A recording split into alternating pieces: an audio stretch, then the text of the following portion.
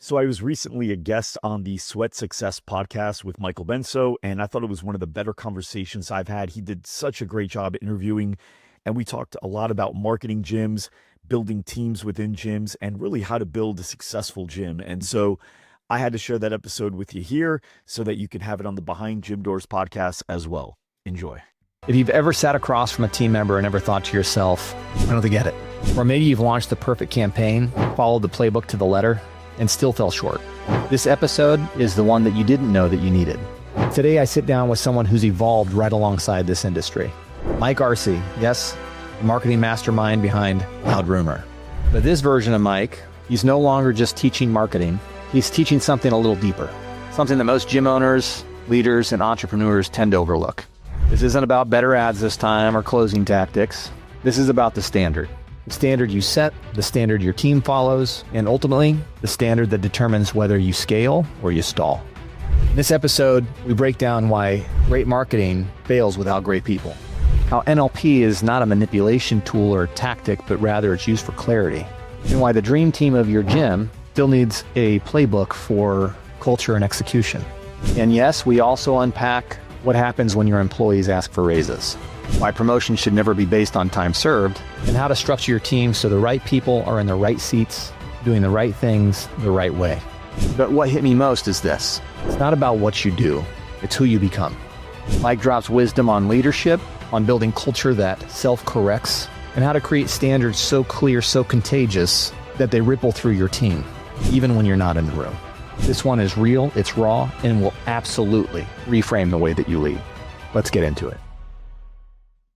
Mike, awesome to have you back on, man. I mean, we've got to know each other over the past couple of years, and I think it's necessary to say that over the years, even in the short window, there's been things that have evolved, and you yourself have not only grown in your own business, but you've kind of grown into another area where I would say I don't know if your focus has shifted.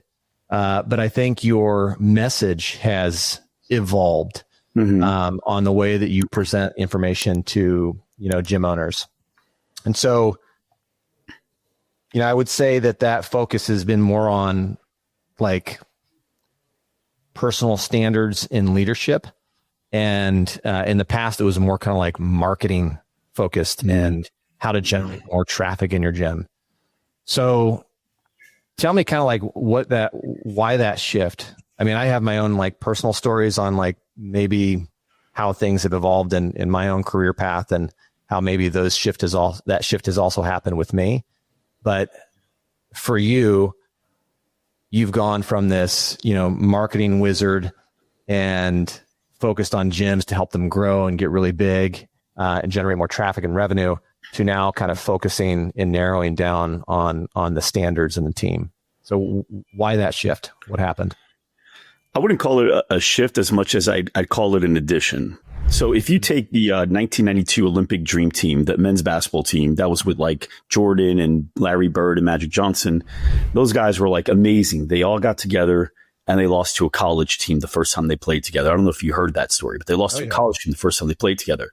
How could that be? Like, they got great players. How could that happen? Because they had no plays. And so they got beat by a good team, not a great one like them, but a good team that ran really, really good plays greatly.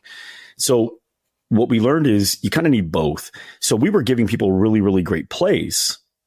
Well, if you give people really great plays in marketing, but you don't have the right people in the right seats doing the right things right, well, then it doesn't matter. The marketing's going to flop because nobody really executed it the way you need to. So what we learned was the people that were actually getting the most done with the plays that we were showing, they were the people with a really great team. And it wasn't many of them. It was like, few out of 100. Everybody else thought they had a good team because people got along and people were nice and they were fun and high-fiving, but it doesn't mean they're actually hitting their metrics on a daily basis and they're getting things done.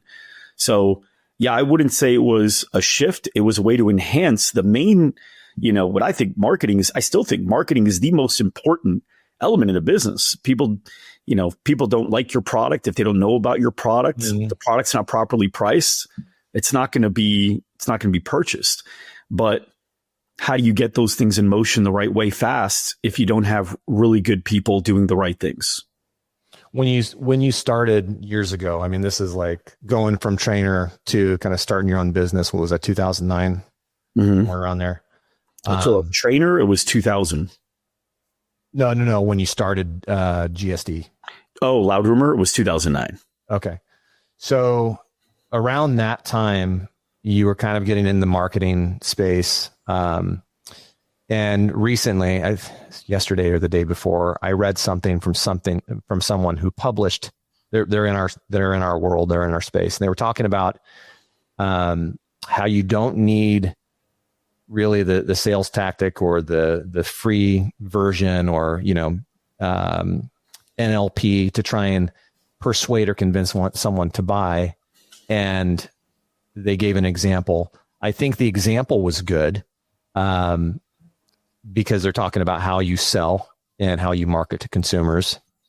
But the thing that kind of, I think maybe was left out is the fact that, you talk about the dream team, and there are a lot of tools in their toolbox, when they play. And I think the same happens with staff and people, and not just in the marketing segment. But if your staff doesn't have all the tools, I think they're kind of left to their own devices of what they actually know how to use. Sometimes that comes to a point where maybe they use the sales tactic or strategy that they know how to use in order to get somebody to purchase. Or they don't know necessarily how to read the room in order to make sure that the conversation they're having is one that elevates the value. So that way the consumer goes, this makes a lot of sense. I want to do this. So how are you kind of leveling up the game so the team members understand what is that standard, right? I mean, how do they get those tools? How do they get the playbook? How do they get all those things so they know how this whole operation needs to work, so that way they can actually elevate themselves to a standard that has value? Yeah. Well, first I want to address that one line you said, people don't need to know how to use NLP if. That's a person that doesn't understand NLP. That's a person that kind of understood it. Maybe they read a little bit about it, but they don't truly understand it, because that's an inappropriate, it doesn't even make sense. That doesn't make sense. NLP is just an advanced form of communication. It's not manipulation. It's not trickery. It's an advanced form of communication. It's like martial arts is an advanced form of fighting. You're going to fight anyway. You still have the same goal. So, but if I were to ask you, hey, if you moved to Italy, would it be advantageous to know how to speak a little Italian? Oh, without a doubt. Would it be even more advantageous to speak it fluently? Would it be even more advantageous to be able to speak it so well that you can tap into all different types of communication? Oh, yeah. I mean, there's no doubt about it. Right. So it's not a trick. That's what the people that understand it this much, they think it's like trickery or manipulation. It's just knowing how to choose your words appropriately so that people can get more behind what it is that you're doing. And also it's actually the opposite of a manipulator. It's a demanipulator. Society's manipulating us all the time. A lot of our beliefs are just existing beliefs of the society around us. And so with NLP, you're able to actually strip away limiting beliefs and bring things down to bare bones where people can actually make a real decision, not your decision, but they can make a decision based on facts, not off of programming. So to me, it's the best way to get somebody to think in a clear space, including yourself. NLP was initially created for the person, not for the people he's selling. It was later learned that you can leverage it in sales to help the other people understand things better too. But the initial reason was for self-development. That's what it was initially made for. Okay. So now that we understand that, that's important. Let me also give this context too. So for those of you who are just hearing the acronym NLP is neuro-linguistic programming, and it's a methodology that was used in backed by science on how you communicate with people. So that way your message can get across, and what you're trying to deliver makes a lot of sense to them, and you can kind of anchor in ideas or thoughts that help people understand what you're trying to convey, so they can follow a logical process to make an informed decision. Yeah, that's pretty close. Yeah, anchoring is one of the tools of NLP, but like I'll give you an example of stripping to bare bones. I was on a flight with one of my, it was my marketing director. We were on a flight and she's awesome. And while we were there flying, I said, hey, let's take a selfie to document this. So I put my phone up and we took a selfie and she goes, let me see the picture. And she looked at the picture, goes, oh, I'll take another one. I said, okay. So we took another one. She looked at the picture again. She goes, I don't like that one. Take another one. So we took like 3 pictures. And then finally I said, look, I'm not doing this again. Like, which one did you like? She's like, no, I hate the way I look in pictures. I said, why? She's like, I don't know. I look weird in pictures. Okay. Now at that moment, the untrained communicator, like if a kid were to say, I'm ugly, an untrained communicator is going to say to the kid, what are you talking about? Or no, you're not. You're beautiful. But that's actually the wrong thing to do. Right. It sounds like it makes sense, but the kid's already convinced and all you're doing is pushing and pulling. It doesn't make any sense. So if I would have said to McKenna at that time, what are you talking about? You don't look weird. I look weird. If you do that, that doesn't help. But what I did instead was I went to bare bones so she can make a decision. And I said, you look weird. She said, yeah. I go, compared to who? And she goes, just like people. And I go, like which people? And she said, well, like people on Instagram. I said, I'm on Instagram compared to me. And she's like, no, like those Instagram models. I go, oh, are they judging your photos quite often? And she goes, well, no. And I go, do you judge your friends' photos in the same way? Like when they post? She goes, no. Do your friends judge you back? She goes, no. I go, so who are you posting this for specifically? And she goes, yeah, I guess you're right. I go, so can we post one of these? And she said, yeah, that's fine. 6 months later, we took a selfie together. I forgot all about this. We took a selfie together and she goes, hey, I just want to let you know something. I said, what? She goes, I haven't taken a second attempt at a selfie since that day on the plane. I've always posted the first one I took. I go, why? She's like, it's just stupid. Like, why do I care? Like, my friends look how they look. I know how they look. And I know that they see me the same way regardless. I was like, exactly. So I didn't manipulate her.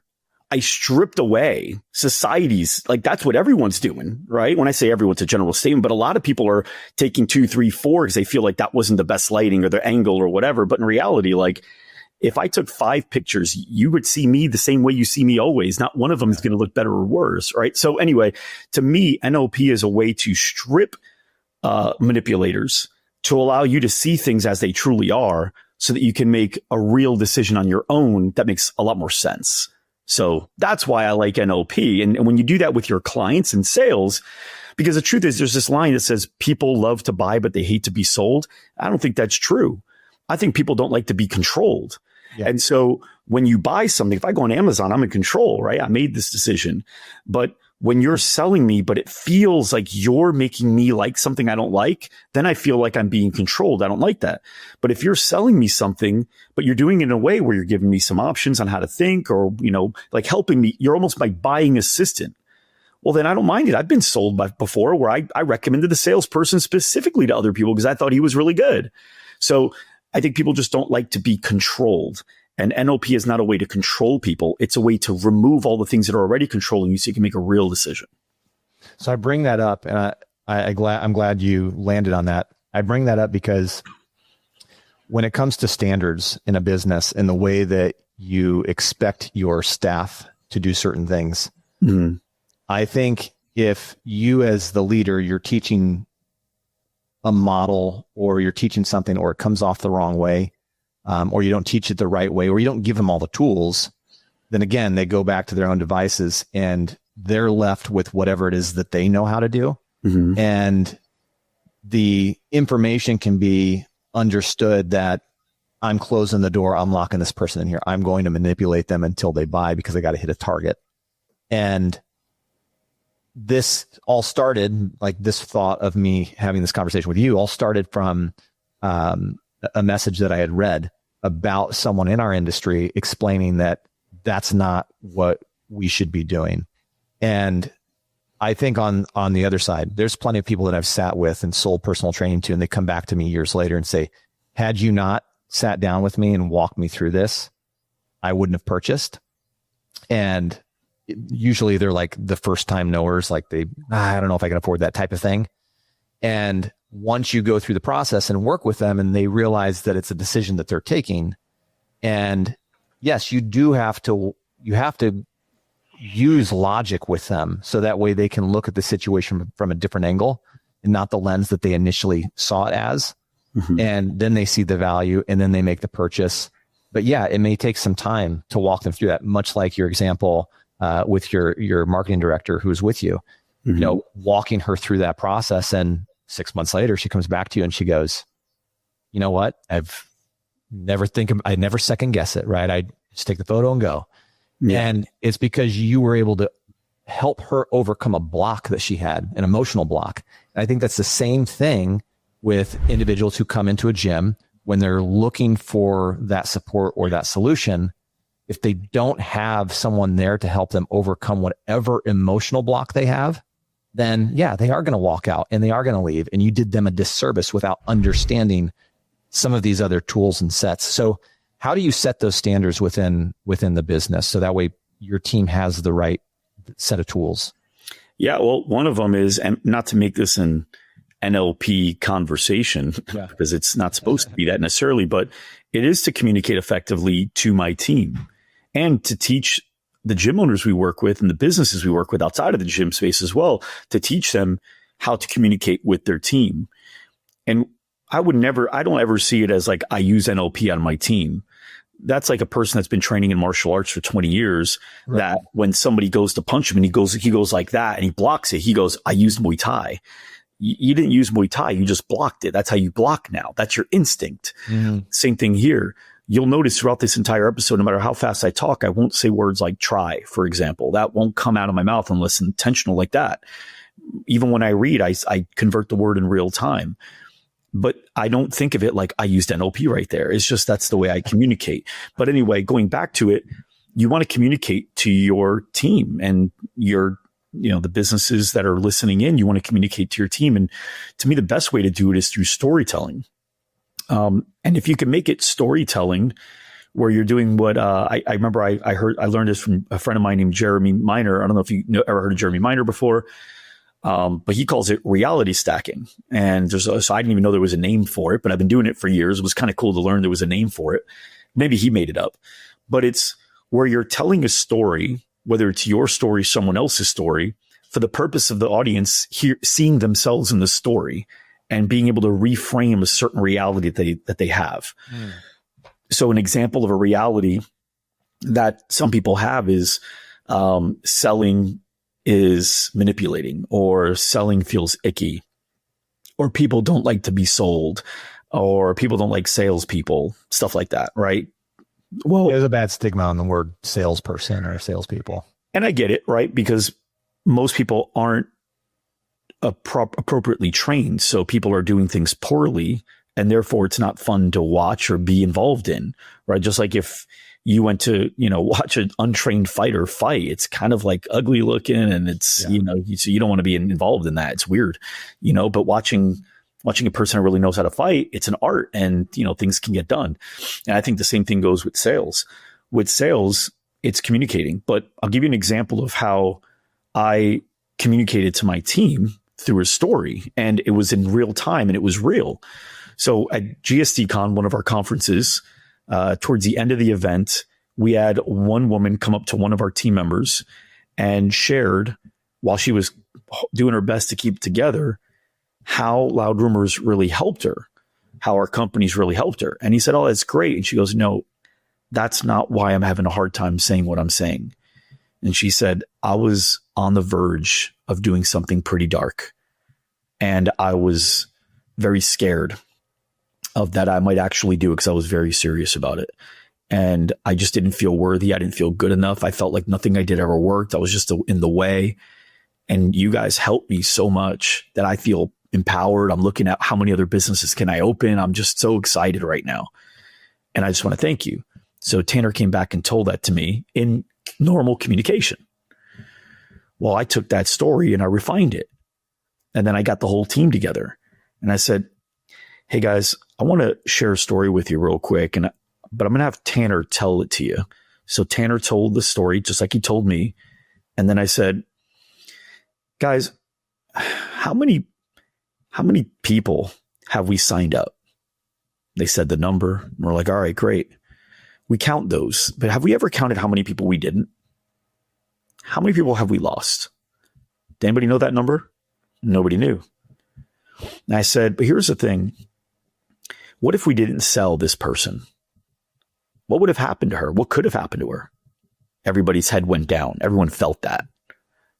And I said, nobody has to say it. I think we kind of know, right? What could have happened, which would have been awful. And we're so grateful that didn't happen. And she's an amazing member. But how many people could it have happened to?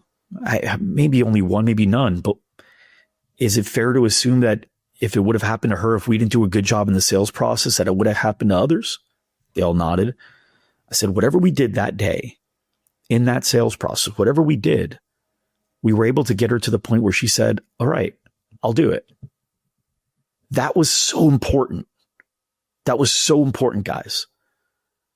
So when we're sitting down with these people, I get it. Right now, we're probably just looking at this as, hey, we can help them make some money. And they're probably even sitting down here thinking, maybe we can make some money. But it could be much, much deeper than that. And to assume the simple is kind of reckless. But to assume like best case and worst case scenario, man, like those are the ones we're fighting for. We don't want to lose those. So from now on, guys, when we sit down, we're talking, I want us to think of her. It's not about making a sale. It's about doing what we just did over and over and over 1,000 times. You guys make sense of that? They all said, yeah. And so that is not, I don't even know if I used NLP. I'm sure I did. It's not even a thought of mine. It's just a way of communicating to help people see things in a new light. And that's true. That's not manipulative. Nothing about that was false, right? There's no trickery in that. That was just, you were already wired to think sales is I get somebody to say, yeah, I get commission. They have a contract. Move on. Next. But now it's like, look at the real impact. Look at what you're really doing. Right. So I think a lot of it's that, but that same technique of storytelling, that's used with everything. With standards, the same thing. Guys, how you do anything is how you do everything. You know, we've heard that before, but do we truly live it? When you walk by and, you know, you let the phone ring off the hook 2-3 times, it's not that big of a deal. I get it. But what happens is now other people see you leave that phone ringing and they leave it ringing. But then the next thing, it's something else. And then it's something else. And little by little, it becomes something. Anybody ever see that? I remember one time, and then you go to the story. I remember one time my room was pretty clean. And then I saw a sock out. And I was like, I'll get it later. And I don't even know what I blinked and my room was a mess 3 weeks later. What happened? That sock became a shoe. That shoe became a shirt. That shirt became a piece of paper. And next thing you know, I had what I had. But what if I picked that sock up? So everything that we do here, this is our home. This is the way we treat it. And if we can't treat our business with the utmost respect, why would anybody think we're going to treat theirs any better? So a lot of it's storytelling. A lot of it's helping them really understand like how it would look. Sometimes even putting them in the shoes. Let me ask you something. If there, would you ever like go to a barber that had a really bad haircut? Would you go to a dentist with really bad teeth? Would you let somebody help you pick out an outfit that looked really terrible in theirs? Probably not. Why would you let somebody help you with your business if you can't keep yours truly organized? When you say you're going to call someone back at 8 o'clock, you don't call them at 8 o'clock on the dot. When you say you're going to send them an email right after the call and then the email comes in a day later, that's not the way business is done. Mm-hmm. So a lot of it's creating like visuals, stories, so they can see it, but more importantly, they can see the impact of it. So how does this, I guess I should say, why this book now, The Standard Is You? So why did you kind of evolve into this position where, because what you're talking about right now is the messaging that maybe the gym owners or the business owners have to convey to their team, or maybe how you use NLP in a sales conversation when you're sitting down with a customer or even your staff. Why? Because you've written other books, some in marketing, some in sales. Why now in The Standard Is You? So Yeah, we taught marketing solely, and when we did, some gyms grew, most barely did. We did sales books, some gyms grew using it, most barely did. We did the same thing with retention stuff. Some grew, most barely did. Barely did. So what, like, is the industry? Well, partially, yes, and I'll get to that in a second. But then all of a sudden, when we started working on something else, we blew that out of the water. Okay, so why did I say maybe it's the industry? So right now, the private sector business, meaning just businesses in general, retail, restaurants, whatever, like just general small business, has a 20% first year failure rate. 20%. Okay, we probably heard that before, but what we might not have heard is that in the first year for gyms, 81% first year failure rate. 81% of gyms fail within the first year of being open. It's hard to believe because I feel like I don't see them, but the reason I don't see them is because they're not the ones working with people like me. Right. They just open and fail. They don't go to help. They don't go to me or anybody else. Yeah, they never got to that point. Yeah. They never even got there, right? But 81% of gyms fail. So it's 4 times more likely that you're going to go out of business within year one than if you opened up an average other business within the private sector market, right? Anything else. So yeah, the industry is already very, very hard. Now, another interesting thing is that only 9% of the average small business ever makes it to $1 million in annual revenue. This is updated about 2024. Only 9% ever make it to $1 million in annual revenue. In the gym space, it's estimated it's less than 0.5%. Less than 0.5%. I mean, think about that. I didn't know that stat. That's low. It's extremely low. Yeah. Now, here's what's also important. If you came to our event, last one, which, by the way, come to our next one, you'll see it. But more than 40 Arizona again. Mm-hmm, more than 40% of our gyms do $1 million a year. Of those, about 28% of them do over $100,000 a month, which is more than the $83,000 a month needed to get to $1 million. And we have about a dozen that are doing over $115,000 a month. F45s on average do about $21,000 a month. We have 3 that we're working with that are doing over $100,000 a month out of the 5, and these 2 are doing 90 and 80. And one of them is doing $141,000 a month. Okay, so what the hell's the point? Is this a brag fest? No, it's because now we figured something out, because we weren't doing that with F45s before. We weren't doing that with all the other gyms before. This is the first 18-month period where we're noticing this massive shift in results. To your point, do you think it's industry? Part of it's industry? No, it's people. The industry still sucks. The industry's not getting better. That 81% is as of last year, but we were already seeing the numbers climb last year. But more clubs are opening. I don't know the reasoning behind it. I would be guessing and speculating. But what I will say is that historically, over the last 10 years, the failure rate has been much higher to open a gym than it is to open private sector. And the most recent one is at 81%. However, there has been 3% more gyms open from 23 to 24. There's 3.27% more open gyms. But still, it's not 81% didn't succeed. It's 81% right. Fails, closed, right? So they're closing still, right? But we don't see those numbers. Okay, so what does that mean? What we focused in on now is not just teaching marketing tactics, because we did that. And the numbers that we had in our business were just barely better than what we saw out there in the market. It's not just sales. It's not just retention. We had to teach people. We had to teach people how to build really good teams. Because when you have people really building really good teams, the plays that we're running, the plays that you guys probably run or teach, the plays that most of these guys are out there teaching, whether it's, Gym Launch or I don't know, all the other guys out there, all those plays could generally work really well, especially if executed well. But that's the point. It's that the people behind them, they're not running them. Mm-hmm. If you take a play that works really well in the Golden State Warriors and you give them to a bunch of scrubs at LA Fitness, it may not work the same way. Yeah, it probably won't work at all. Yeah, especially if they don't want to do it, right? So what we've really focused on is that 4 R's. Get the right people in the right seats doing the right things right. Right people is culture fit. Do they fit our culture? Now, people generally do okay here. Right. And that's actually the only reason they keep their job, is because there's this optimism of, I know if they just did this, if they just did that, I know they could be good. Oh, but everyone likes her. Yeah. Okay. I get it. You're hanging on for this one. But now the next thing, are they in the right seat? So if the manager is accountable for getting certain things done and they're not, maybe they're not in the right seat, but everyone loves her. I get it. Maybe she's in the right place, right? She's the right person as far as culture fit, but she's right in the right seat. Shit, everyone on the Patriots might like me too. Doesn't mean I should be the quarterback, right? If I'm not getting the job done. So right people in the right seats doing the right things.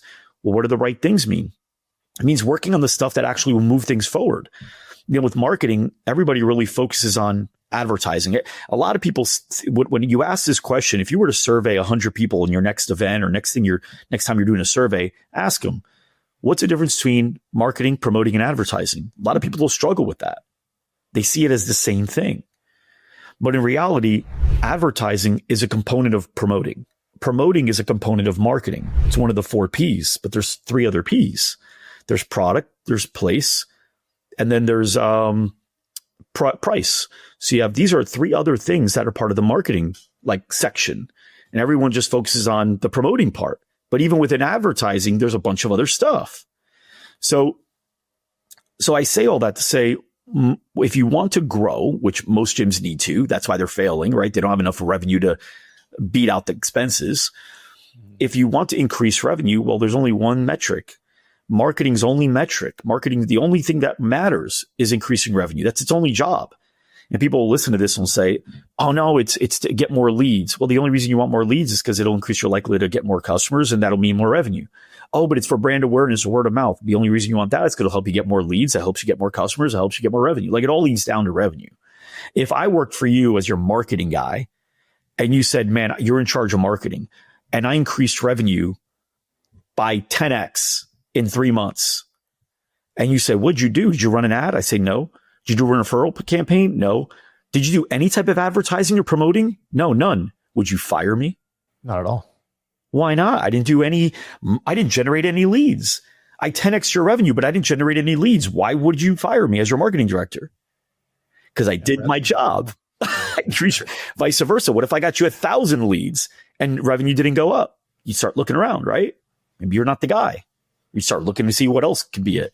So now we know that. We go, okay, well, if that's the case, there's only 3 ways to increase revenue. There's get more members, which is where everyone runs to first. It's usually not the right one. Get more revenue per member, or keep them longer. Now that we look at this, we go, what are the hypotheticals? What if we got this to the ideal state, but these 2 stayed the same? What if we got this one to the ideal state, but these 2 stayed the same? Or what if we got the third one to the ideal state and these 2 stayed the same? Now compare apples to apples. What are the outcomes of those 3 happening? You might realize that, shoot, we don't need more members. We are undercharging, or we're not selling any ancillary sales. We need to get more revenue from the people that we've got. Or, man, we're losing 20% of our members every month. We have 200 members. Man, we have to sell 40 people just to be able to, stay the same. That's crazy. What if we only lost 5%? It'd be a whole different game. So now we got the right people in the right seats working on the right things, meaning now we know, hey, guys, we're already getting 35, 40 members a month, but we're losing 35, 40 members. We need to find a way to lose under 5. Right? Now it's like, okay, that's what we're working on. And then working on the right things right, meaning we're doing them within the way our company does them. So if we're running an ad, these are the ways that we talk about ourselves and people. This is our language. If we're doing retention, this is the way that we're going to retain our members. We're going to do it because of this, right? We're not going to do it because we're going to bully people when they cancel. We're going to do it because they never think about it. And here's some of the things that we're going to do, right? So when you have the right people in the right seats doing the right things right, everything works better. Even a mid-tier marketing idea will do wonders when that's happening. So things that I noticed when I was at your GSDCon. Yeah. I remember some people in the audience being not necessarily owners. They were managers. Yep. Or other team members. Was there kind of an evolution? Because, you go back to 2009 and you look at when you started and you're kind of in this web space, and then you got into marketing and, kind of evolving the GSD and Loud Rumor. And was there a point when you went and thought, you know what, I'm helping all these gym owners. Certain things aren't sticking, right? You do the marketing, you're doing the ads, you're helping them with their website, you're helping them with sales and NLP and how to coach and how to develop. And then were you going, you know what, maybe I just need to get some of their staff in the seats here at this event?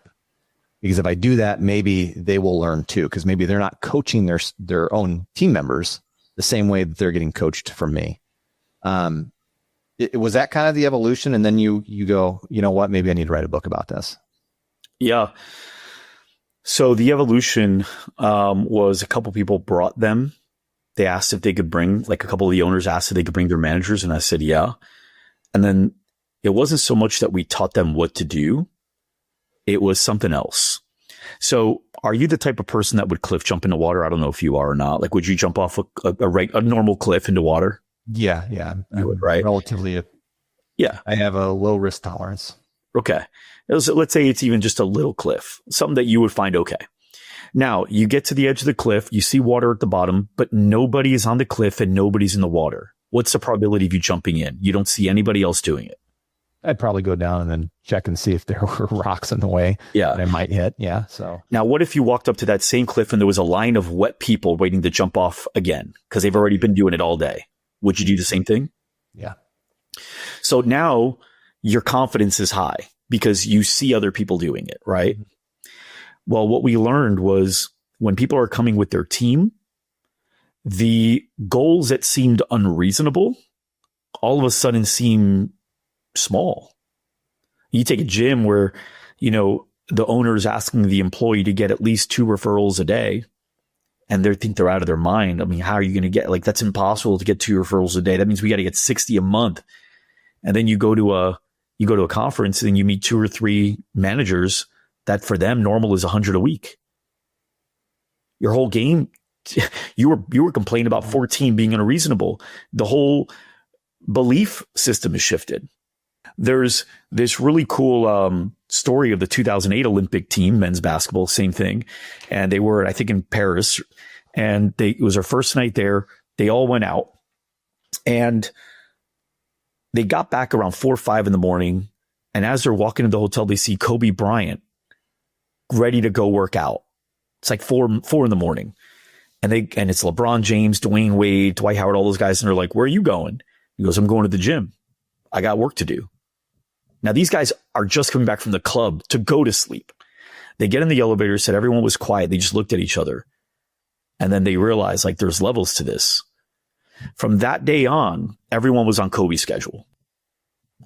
So, but that wouldn't have been that way if Kobe didn't do it. They needed to see it. Mm-hmm. Now they realize there's another way. That's why he's Kobe. Right. And so now all of a sudden waking up at 4 wasn't unreasonable. Skipping a night out seemed logical. It seemed stupid to go out. We got work to do. We're blessed to be in this position. Well, it's the same thing when you hear people closing 80% and your owner's asking you to close better and you're closing 25 and you thought that was reasonable. When the owner is, when all of a sudden the owner is asking you to, fix their attrition because you're losing 14%, and you look at studios that are bragging about a 1%, 2% attrition, you all of a sudden not only realize it's possible, but you get to ask questions. So yes, absolutely. The gyms in our program are going faster than ever.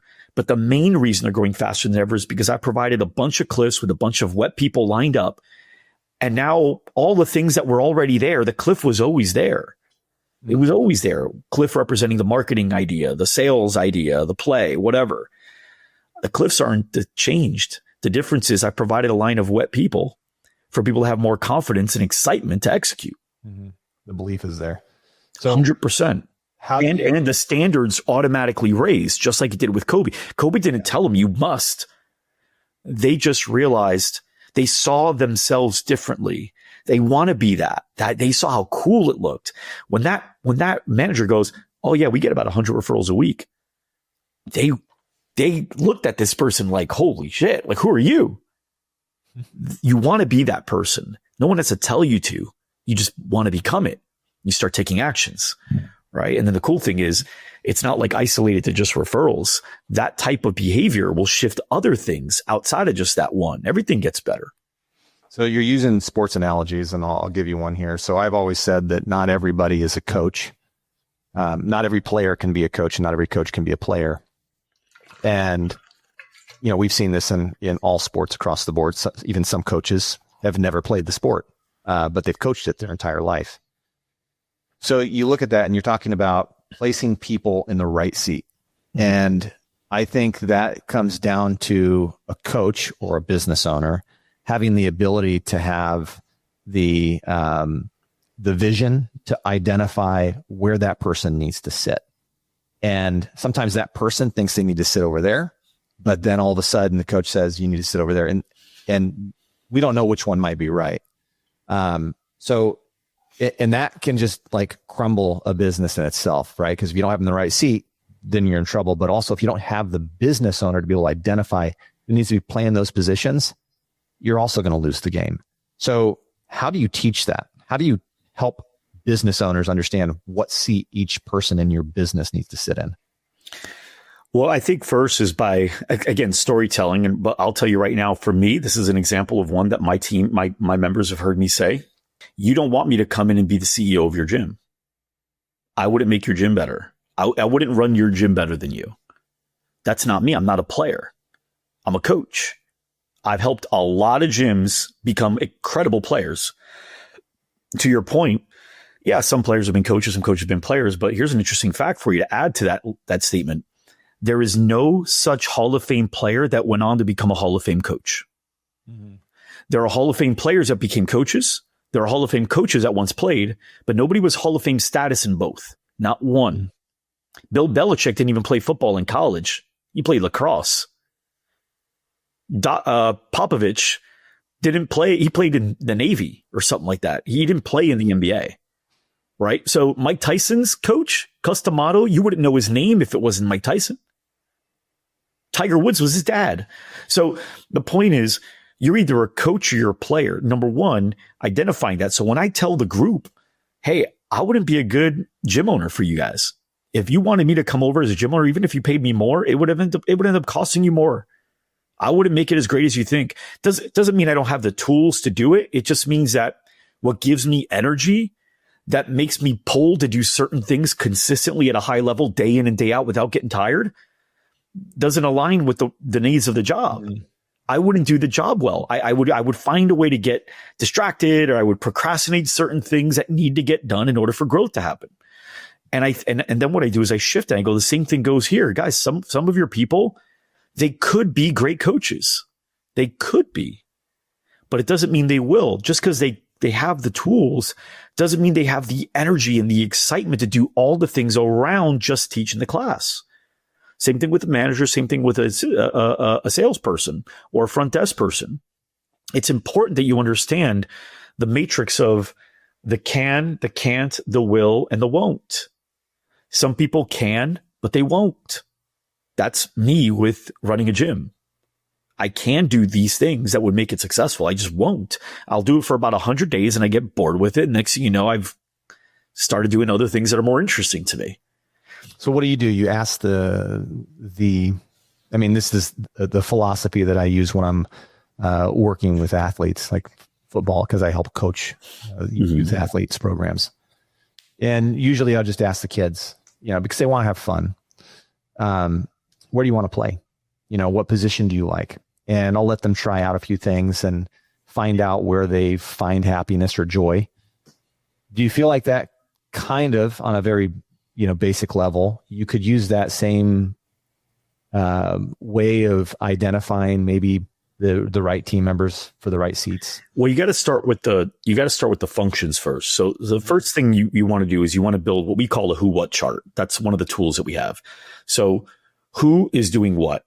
And you start with the what's. So you go, okay, these are the what's. These are the things that must be done in the gym, right? In order for the gym to function and succeed. These are the what's. And it's like sales calls, lead generating leads, handling cancellations, right? Like all that. And then the who's are who's accountable. Now, it doesn't mean responsible. Accountable and responsible are two different things. Accountable means I go to you when it's not done. Responsible is just, if you could word the word responsibility, it's the ability to respond. So you, Michael, might be accountable for that phone getting answered. However, everyone can respond when that phone rings. Everyone has the ability to respond. You might be accountable for member experience, but everyone has the ability to respond when a member walks by them or walks in, whatever. So responsibility and accountability are two different things. So this is the who, and this chart is who's accountable for these getting done. And that goes to the next column, which is the metrics. What is done? What does success look like in this? Sales. Okay. This % close rate, leads generated, right? This many leads, whatever. So you get the who, what chart and the metrics that define success. All right, great. Now that we know that, then what you do is you start with a blank org chart, not with your team. This is a very, very important step. If you start with your team like most people do and say, okay, who can do this? Who can do that? Who can do this? You start thinking of people's initial strengths and weaknesses. And strength doesn't mean just what they're good at. It means what they like doing. It's important. I could be good at something, but if I don't like doing it, I won't be good at it. Make sense? Like my daughter's actually really good at chess, but she doesn't want to play it. She just doesn't find it interesting. So it's not a strength of hers, right? So anyway, okay, so now you go, I'm going to start with a blank org chart instead of the people on my team. I'm going to imagine I'm opening up a whole new location, whole new business. Okay, what roles would these belong to? These whats? What roles? It's going to go to this role, then this role, then this role, then this role. Okay, so now you got a blank chart. I got a manager, and then I got these front desk people, then I've got a salesperson. Okay, great. And these are the whats that each person has. Then now that you have that, then you go, what are the personality traits of these type of people? What do we need them to be? Cool thing with ChatGPT now, you can upload that data and just ask that. It'll tell you. You can even ask it for a DISC assessment for those specific people. So you can have personality, like actual metrics for each role. Then what you do is you line that up with your existing team. Where are the mismatches? So you're not bending your vision around for a person on the team because you don't think that person would like to make phone calls. You don't think that person would like to handle requests. Doesn't matter. You've already decided this is the best role to do it. So now you go, okay, now where are the mismatches? Yeah, I like this guy. I like him. He's awesome. Everybody loves him. Yeah, but he's in the right seat though, because he doesn't want to do this. He's vocally said it. When you ask him to do it, even if he said, okay, I'll do it, he barely does the bare minimum, and he kind of like you have to push him to remind him to do it. It's not his strength. The person who looks forward to doing it, that comes up with a new system on how to do it better, that's the person in the right seat. That leads me into people getting promoted. So I remember intentionally at one of my gyms, I could have easily picked up the garbage that was on the floor, and I just kind of left it there. Mm-hmm. And I wanted to see how many team members actually walked past it before it got picked up. And I mean, it was more than I wanted for the number of people. I wanted nobody to walk past it. Mm-hmm. But that kind of led to this ownership idea of I didn't have everybody on the team owning what was going on around the gym. Mm-hmm. And then people would come in and ask for promotions. And it was always hard for me to think, this person wants a promotion. And like the first thing that comes to my mind is like, why do they even deserve it? Some people would ask for promotion and they were deserving, but a lot of times the people that were getting promoted were people that I promoted prior to anything, them even coming in asking for a promotion, because it was obvious and warranted. I have an example of a girl that's on our team right now today, and she's going above and beyond. She's doing things outside. She's, responding to things. She's not accountable for it. And she's responding to things very late at night or very early in the morning and helping other customers. And she's doing it well. And I look at that and I'm like, you know what? She has an opportunity here where she's going to level up and get promotions. So what are the traits for you that signal when somebody should be promoted? And how do you build that culture within your organization so people aren't asking for promotion? Like there's this kind of like standard, like especially in corporate culture, it's every 6 months or every year. I'm going to sit down and talk to the supervisor. We're going to go through a 365. And then, they're going to check things off and I'm going to get my standard 3% raise or 5%, whatever it is. Mm-hmm.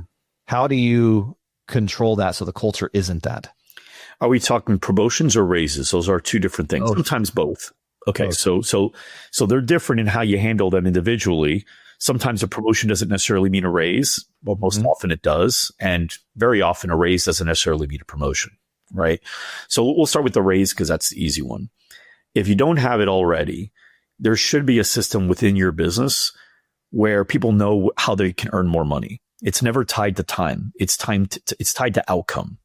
So let's say if you worked for me, if you were a sales guy, that'd be easy, right? You make more money based on how many sales you get, right? You wouldn't get a sales guy wouldn't get a raise, right?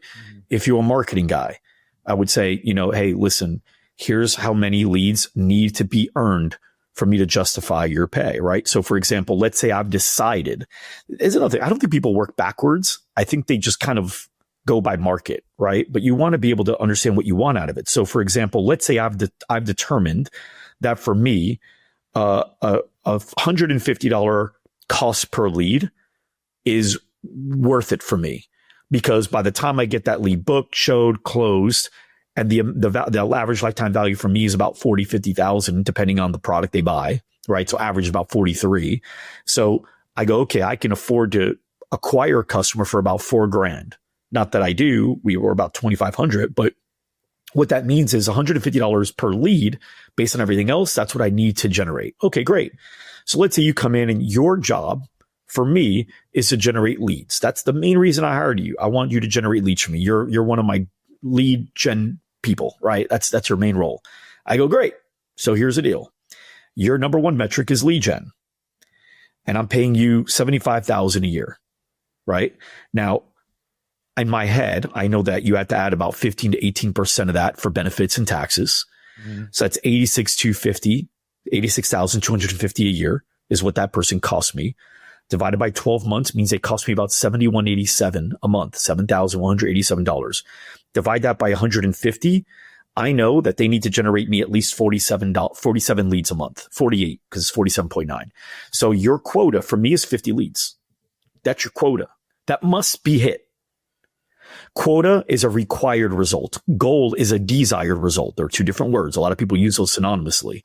Quota is a required result. This must be hit for us to make sense of this relationship continuing. Okay. So 50 is floor. This is how you stay here. Then what we can say is either A, it could be commission or bonus. For every lead above 50, we give you $50. Or $25, whatever, right? Or you could say, if you're able to generate 75 leads, well, then you get a $1,500 bonus or $1,000 bonus or $500 bonus, whatever makes sense for you. You have to work backwards, right? You have to do the math. You could also say, if you're able to do 75 leads per month, 6 months in a row, we'll raise your base to 80,000. But your quota will also raise to 60 leads or whatever that math is, right? If you get a raise, your quotas go up, the requirements go up. That makes sense, doesn't it? Like the only reason you're getting a raise is because you feel you're more valuable. Well, if you feel you're more valuable, well, we should kind of raise the minimum, right? Like isn't that logical, right? Like, because you already believe if you're confident that you won't be able to give me the same that you won't give me more than just the same result, then why would I give you a raise? We should just keep you here and then just get on your bonuses or commissions. Same thing if you're the manager and I say, hey, your job is to get the monthly revenue to $80,000 a month by end of year. And we want to see a progression going towards that. So here's what the months look like. We're currently at 62,000. So here's what we'd like to see over time. We'd like to be here by June, here by July, here by August, here by September. These are the minimums. We want to see that growth. And then what we can say is once we get to 80, then you'll get a raise. So basically it's tied to outcome. So they know when they're going to get a raise. They won't ever ask because they know what the qualifiers are. Now, if they do ask, because you don't have these set up like most businesses don't, we've learned that 1 out of 35 businesses do not have this set up. So if that's the case and they ask you for a raise, then you never negotiate right there. Don't say anything here other than rescheduling. So if you were to ask me for a raise right now, hey, Mike, hey, just wanted to talk with you. I've been here for about a year. They've thought through this, by the way. This isn't, they didn't just think of this 5 Practice, seconds ago. rehearsed, yeah. Right. You're at a disadvantage. They've already thought through it. They've talked about it with their parents, with their spouse. They've written down all the reasons. They know exactly what they're going to say. They're at this point, they're scripting right now. Okay. Hey, Michael, just so you know, I've been here for, about a year, and, I feel like I've been doing a really good job here. A lot of the members like me, and, I feel like, I come in whenever you need me. I've been early. So I just wanted to talk to you about seeing how I can get a raise. The big mistake a lot of people make here is, well, how much were you thinking? Terrible, terrible. Because now you're screwed. Because if they say something below, okay, you're like, okay, great, I can justify it. But now you just created the pattern of, I do this whenever you ask. If they say something high, well, now you're screwed, because now you're not going to meet their expectations. It looks like you don't see their worth according to them, right? But there's no such thing as a self-worth. It's only a business worth when you're doing business negotiations, right? Your worth as a human's amazingly high. God made you special in every way for you. But for the business, your production in the company is your worth, right? Like, I think I'm worth a lot. My kids certainly think I'm worth everything to them. The Lakers don't think I'm worth shit. Right. So the human worth and company worth are completely isolated topics. You're not the same. So you kind of put yourself in a bad position to where now you can't meet them at their perceived worth. So what you say instead is, hey, so Jane, I appreciate you bringing this to me. I wasn't expecting this today. So I want to make sure I have a chance to think through this clearly. Like it sounds like you might have as well. So let's circle back on this. I'd like to meet with you next week to discuss it more. How's Monday at 3? Right? So you've acknowledged it. You didn't say no. You didn't say yes, but it looks like you're taking it seriously. You're not winging it. And so now if you come with a number that doesn't maybe meet their number, if you come with a number, right? But it doesn't meet their number, they at least believe that you didn't just throw it out there. You've thought through it and you have reasonings behind it. Now, again, you shouldn't be in this position, but if you are and you go this route, in the meantime, between now and then, you have to think, what additional responsibilities or expected outcomes can I place on this person that would justify this increase in pay? So now I come back and meet with you. Hey, Michael, how you doing? Good.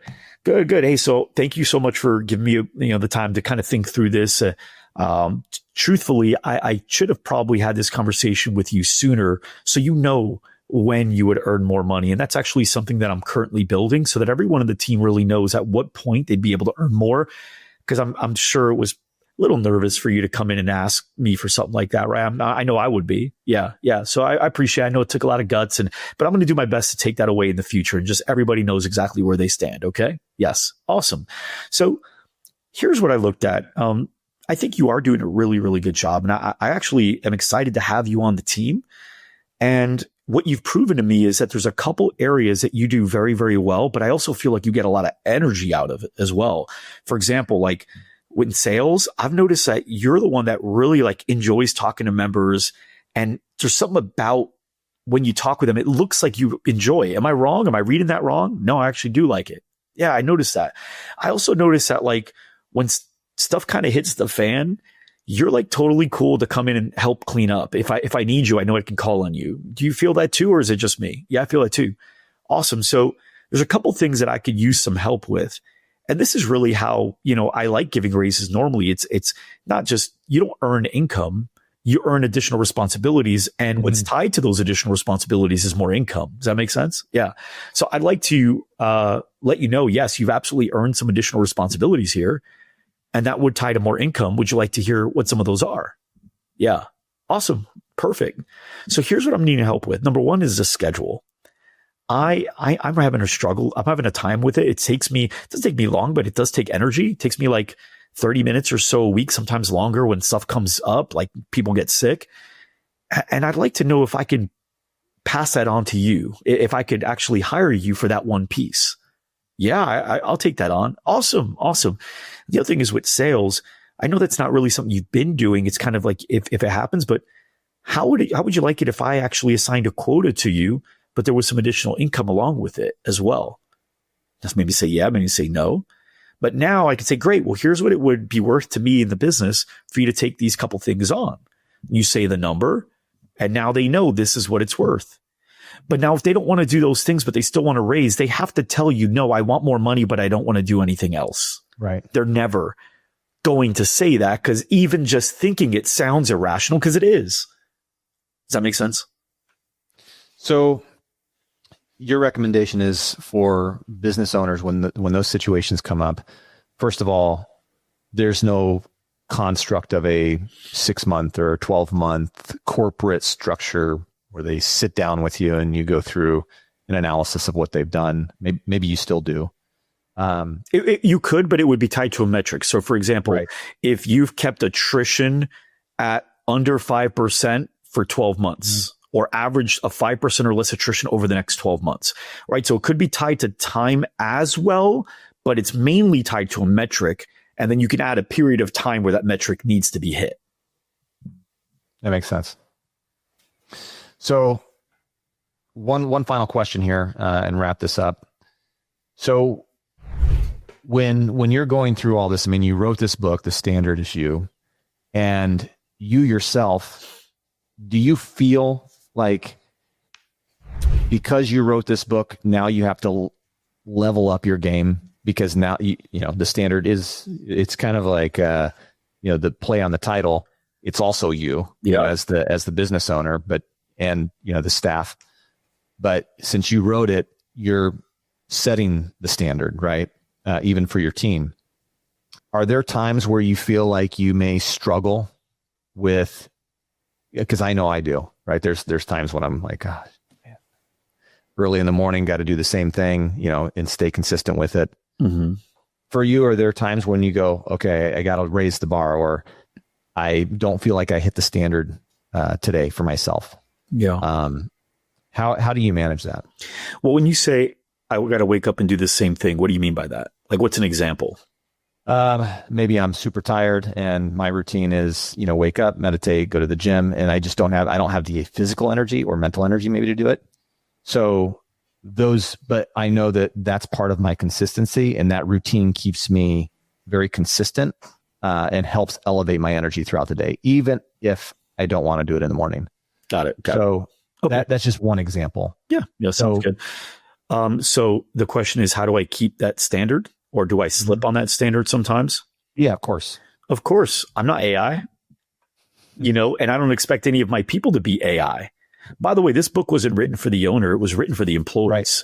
Now, owners are going to get a lot of value out of it. I definitely suggest they read it, because what you don't want is your employees knowing things that'll help produce things for the company and themselves.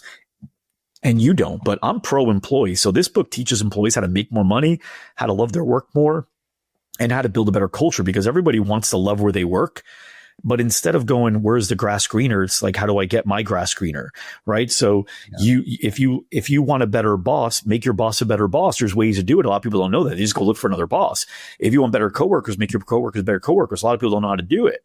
Well, you want a better workplace, same thing. Right. So this book is based on the principles that I've seen the best employees we've worked with shift the entire company with a lot of little moves. But at the end of the day, they are not AI. I am not AI. But what I do expect is us to acknowledge.